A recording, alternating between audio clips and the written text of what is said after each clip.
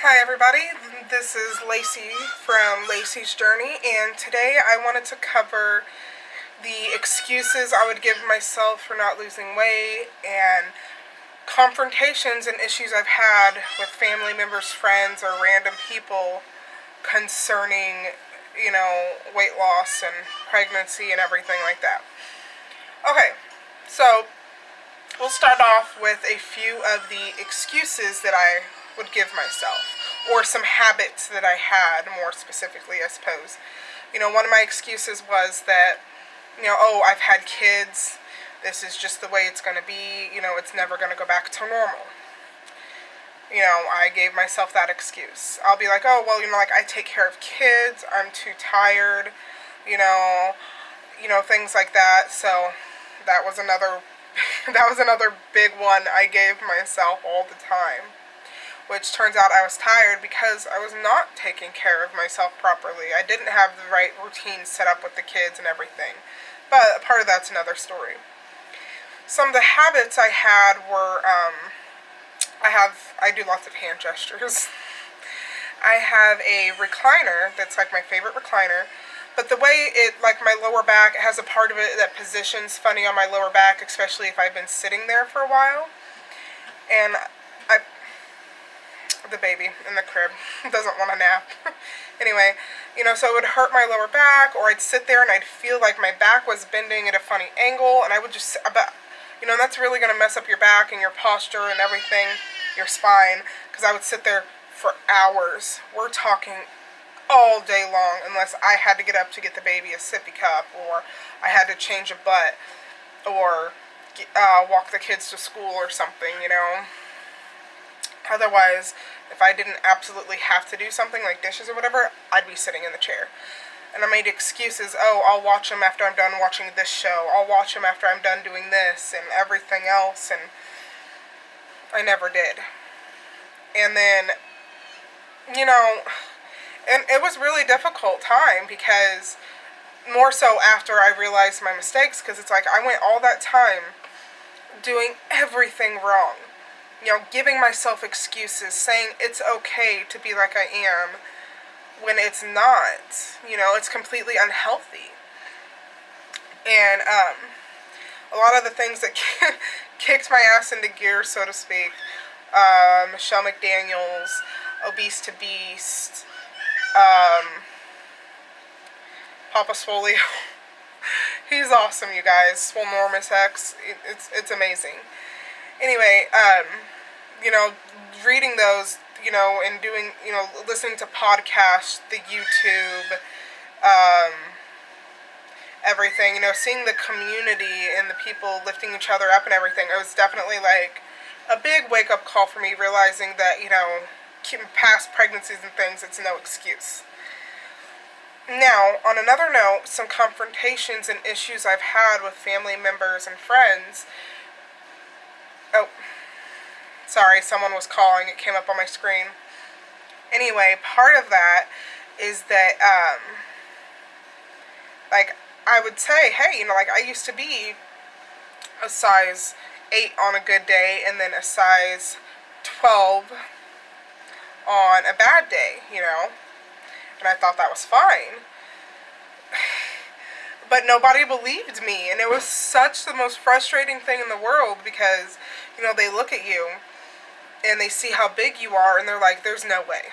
No. There's no way that you used to be a size 8.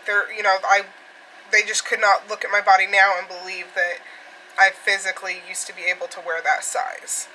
They blame it, oh, like you're too big boned. Yeah, being big bone's another one. Anyway, and so I got stuck in that mentality that, I just am the way I am now, and it's not going to change. But it can. It very much can. Sorry, I get a little teary-eyed. I'm an emotional person. Anyway, and especially looking at past pictures of me, even with my first child 8.5 years ago, when I was first pregnant with her, I looked at my pictures then, and then look at how I look now. I don't think I'm the ugliest person in the world, But looking at then versus now, like facial wise, you almost can't even recognize me. I literally look like a completely different person. And to me, it sucks. I want to get back to that. I want to get rid of, this, and some of the arm and the belly, not just for looks wise, and I'm not going to lie, part of it is for looks. Like, I want to look better. I don't want to look like this because I know it's not healthy. I know I'm not meant to be this size. Now, with my last daughter, I was finally, in my head, kicked myself into gear health-wise, and I only gained 18 pounds, which I immediately lost afterwards, which is great, right? Except with the first two, my first one, I gained 70 pounds. My second one, I gained 40 pounds. And then, surprise, and last one, number 3, I gained 18, 19, and I lost that part directly after. So, like, I've definitely been getting better. And then I would give myself excuses, like, oh, I'm eating really healthy, so it's okay if I skip my workout today. It's not a big deal. I'll do it tomorrow. It is a big deal. And you just keep giving yourself excuses. Maybe you only give yourself 1 or 2 excuses a week. Then the next week you're like, okay, well, it's okay to not do anything the whole weekend because I'm resting.